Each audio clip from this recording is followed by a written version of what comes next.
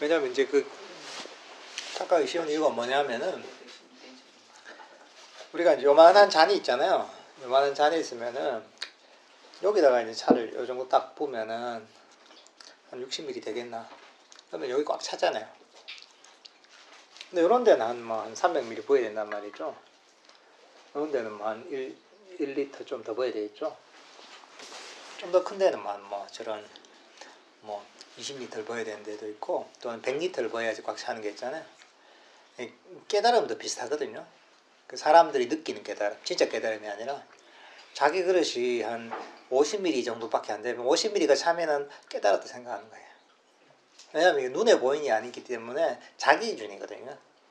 눈에 보이지 않기 때문에. 근데 이제 이 사람이 좀 더 이제 좀 그게 좀 크다 이러면은 한 1리터가 더 가면 깨달았다 생각하는 경우가 많죠. 또는 뭐 이게 한 100리터가 더 가면 깨달았다고 생각하는 경우가 있고. 그래서 이제 그 깨달았다고 얘기하거나 생각하는 사람 생각보다 굉장히 많아요. 이쪽 계통에서. 근데 어떤 경우는 진짜 얼토당토 않은 이런 거 있잖아요. 의식적으로 뭔가 이제 하나의 이치를 깨쳤다. 이걸 가지고 깨달았다는 사람들 되게 많아요. 특히 책을 많이 읽은 사람들 중에 그런 사람 유명한 사람들 많아요. 근데 이제 그러고 나서 이제 그 하나 이치를 깨닫고 깨달았다는 케이스가 제일 많고 뭐 안 터지는 거, 이치가 확 터지는 거죠. 이제. 그래서 우리가 들어서 깨닫는 이런 데도 많잖아요. 이제. 강의만 들으면 깨닫나 이런 데. 아니 실제로 그런 데가 많아요. 요즘 이제 그런 게 이제 좀 낮은 차원이죠 사실은. 좀 더 경험의 기본 차원까지는 안 들어가고 때로는 이제 좀 수행을 좀 해서 마음 챙김이 상당히 강해졌을 때 일종의 이제 의식이 되게 또렷해졌을 때 이제 이런 정도 상태에서 뭔가 깨달았다는 경우도 있고 좀 더 이제 좀 차원이 높은 경우에는 니미타라고 하는 이건 좀 착각이 좀 쉽죠 이제 이런 것들이 터졌을 때 그거하고 이제 통찰이 같이 확 터지면서 깨달았다는 경우가 있고 이 정도만 해도 사실 상당한 거죠. 상당한 건데 또는 이제 좀 더 이제 굉장히 깊이 있는 경우에는 선정을 경험하면서 그때 이제 그걸 이제 깨달음으로 착각하는 경우도 있는 것이고 이런 건 굉장히 수준이 높죠. 근데 이제 이 깨달았다고 얘기하는 수준이 요즘 실제로 현실에서 볼 때는 굉장히 다양한 차원들을 가지고 얘기합니다. 근데 이제 그게 대부분의 경우에는 제대로 된 깨달음에 부처님이 얘기하신 깨달음이라서 깨달음이 아니라 자기 기준인 거죠. 근데 그게 이제 또 대부분 다 자기 그릇하고 딱 비례합니다.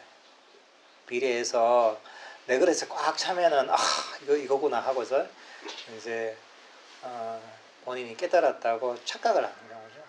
눈에 안 보이는 세계이기 때문에 깨달음은 착각이 너무 쉽죠. 눈에 보이면 그냥 딱 되는데 안 보이고 말로만 하니까 또 자기 기준이니까 자기도 착각하기 쉽고 남들도 들어보고 알기가 참 힘든 거죠. 말로 하면 뭐 다들 그럴듯 하니까요. 부처님 그 당시에 아란이라는 걸 시험 봤습니까? 부처님 당시 아란 같은 경우에는 당시에도 부처님이 있었으니까 부처님이 그래도 일종의 이제 부처님한테 오죠.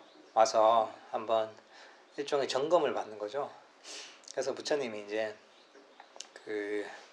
이게 아란이 부처님한테 가면 확실하게 알 수 있죠. 본인이 완전하게 깨달았는지 아닌지. 근데 이제 당시에 재밌는 그런 내용들이 경전에 나와요. 어떤 게 나오냐면은 누가 질문을 하거든요. 제자가 부처님 보고 부처님 찾아와가지고 깨달았다고 하는 그런 수행자들이 제법 있는데 그 사람들 다 깨달았습니까? 다 아란입니까? 물어보는 거예요. 그러니까 이제 부처님이 하신 얘기가 그 중에 진짜 깨달은 경우도 있고 아닌 경우도 있다고 하세요. 그 부처님 당시에도 스스로 착각하는 경우가 있는 거죠. 그리고 이제 보통 인가의 전통이 있잖아요. 선가에서는 인가의 전통이 있어서 누구한테 인가받았다 하잖아요. 근데 사실 이제 이게 좀 원래 부처님 전통에 사실 안 맞는 얘기예요.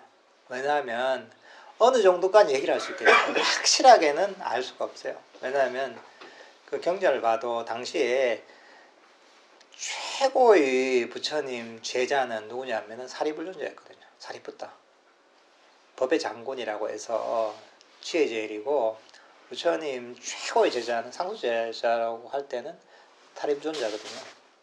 근데 이제 사리불륜자 같으면은 불교 역사상 어떻게 보면 부처님 제자 중에 가장 뛰어나다고 봐야 되거든요. 아란이었고. 근데 이제 그 경전이 재밌는 게 그분도 이제 누구 어느 스님의 이래저래 이런 질문을 하면서 수행의 경지를 점검을 해보는데 그 점검을 제대로 못한 게 나와요. 실수를 하더라고요. 그 경전에 나와요.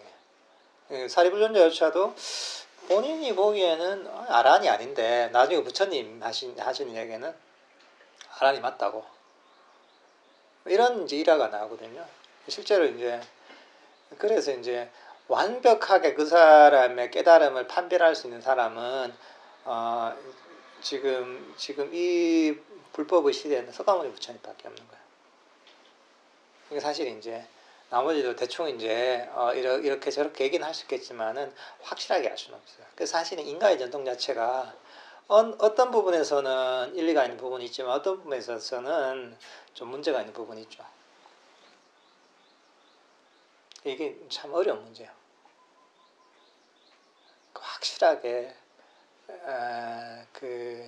알기는 정말 힘들어요. 소개 불교하고 봤을 때 깨달음을 정의하는 어떤 기준 자체가 좀 많이 다른 거를 통해 가지고 서로 그쪽하고 이야기를 하다 보면은 서로가 이야기가 잘 안 되는 그런 경우가 많은 것 같다는 생각이 들거든요. 선불교에서는 그냥 이제 자기의 어떤 성품을 본다 해가지고 그걸 어떤 깨달음이라고 이렇게 이야기하고 그것을 보는 것을 어떤 그러니까 하는 이야기를 많이 하는 것 같고 그런 것 같아요. 초기 불교에서는 어떻게 보면 이제 번뇌가 이제 완전히 소멸하는 그걸 이제 가지고 이제 사상 탈배해가지고 나눠진 거고. 근데 이게 서로가 그 부분을 이해를 못하니까 이야기가 좀 서로 간에 이야기가 아예 안 되는 그런 경우가 생기는 거예요. 그렇죠. 이제 그게 서로 용어가 쓰는 용어가 같은 용어를 써도 그 함의가 다른 거예요. 용어 정의가 많이 달라요. 삼매에 대해서도 완전히 다르고 어떤 깨달음에 대해서도 사실은 말만 깨달으면 사실 그 내용이 또 달라요. 그게 또 선불교에서도 그것도 달라요. 그게 간단하지. 선불교 내에서도 자기가 다 달라요. 그게 어떤 선불을 하느냐에 따라서 이게 많이 달라요. 많이 달라서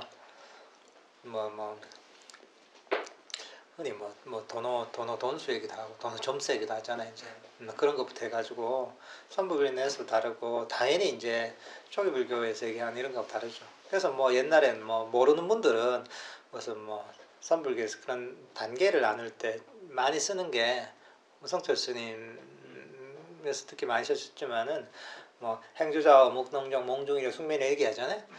여기 맞춰가지고 몽중이려는 수다원까지 정도 되고 어쩌고 저쩌고 이래가지고 그래서 이제 그런 어떤 깨달음의 네 단계 있잖아요. 수다원 사담 아남 아란 이렇게 끼워 맞춰가지고 이렇게 이제 얘기하는 저도 옛날에 이제 대충 이제 그렇게 얘기를 해서 이해를 했었거든요. 모를 때는. 근데 사실 맞지 않는 얘기야.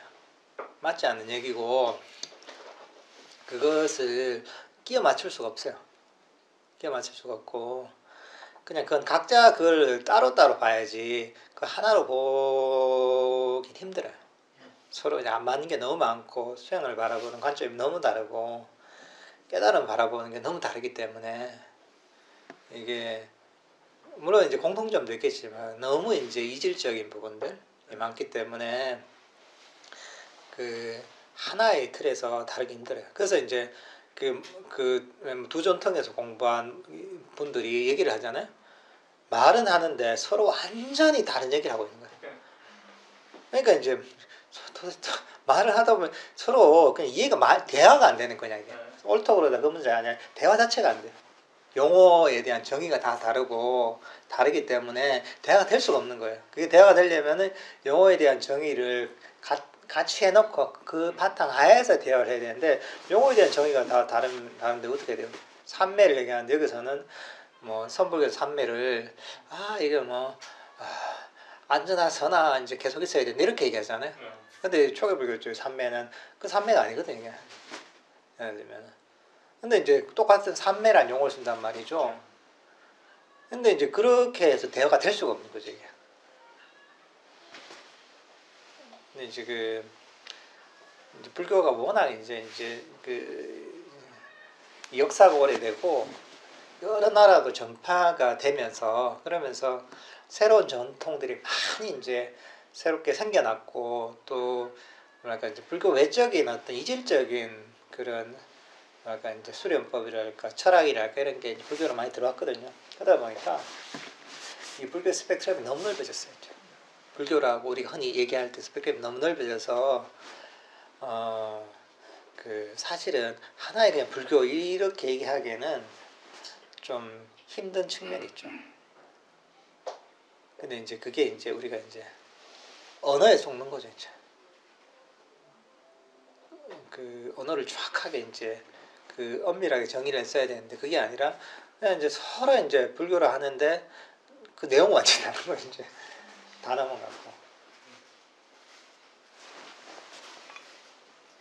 이제 대성에 보면 이제 보살이라는 어떤 글이 있지 않습니까? 네. 제가 뭐 십지보살 뭐 이래가지고 뭐 네. 이렇게 말도 있고 해서 그걸 보면 이제 초기불교에서 말하는 아란이 어떻게 보면 제일 그 밑에고 그 다음에 이제 그 다음부터 보살도가 되는데 1지부터 10지보살까지 다 닦은 다음에 부처가 되는데 보통 이제 아란 아무것도 아니다 이런 식으로 그런 어떤 그런 분위기도 있지 않습니까?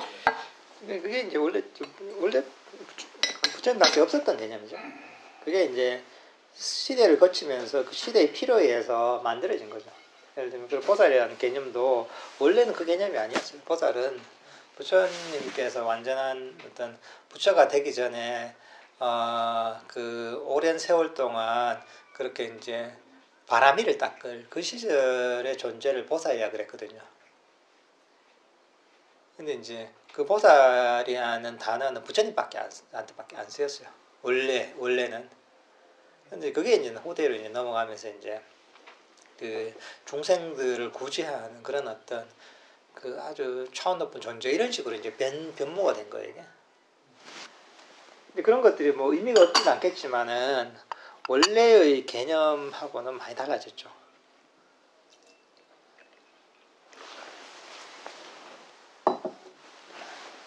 불교 좀 더 드시면 교리나 그 기타 이 설은 사실 굉장히 어렵고 이해도 못하겠어요, 솔직히. 복잡하고 어지럽고. 그래서 저희들 제가 불자의 땅에서는 예. 열심히 명상해가지고 마음 편안하고 행복하면 되는 거 아닌가요? 그게 제 아까 얘기했잖아요. 이제 그게 좀 그런 기준점이 있으면 좋죠. 아까 제가 이제 의심이라는 걸 얘기했잖아요. 그럴 때 그 기준점이 되는 게 그 염호, 이욕, 욕심에 있어서 나오고 염호하고 이욕하고 소멸, 그 다음에 이제 고요, 평화, 그 다음에 이제 완전한 깨달음과 열반으로 이끄는 그런 가르침은 법이고 유리다. 부처님의 법이고 유리다 얘기하잖아요. 그 기준이 사실 제일 명확해요. 그러니까 이런 걸 통해서 내 마음의 평화와 행복, 자유로움의 방향으로 간다면은 그것은 이제 길을 제대로 가고 있는 것이고 그게 아니라면 조금 다시 한번 생각해 봐야 되는 거죠.